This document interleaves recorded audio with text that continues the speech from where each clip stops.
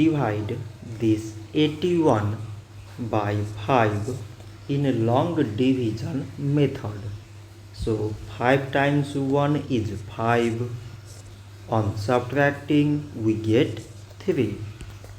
So now we put down this 1 and it is 31. So 5 times 6 is 30. On subtracting we get 1. So now there is no other number to put it down. So we take here decimal so that we put 0. So it is 10 and 5 times 2 is 10. On subtracting we get 0. So 81 divided by 5 is 16 decimal 2.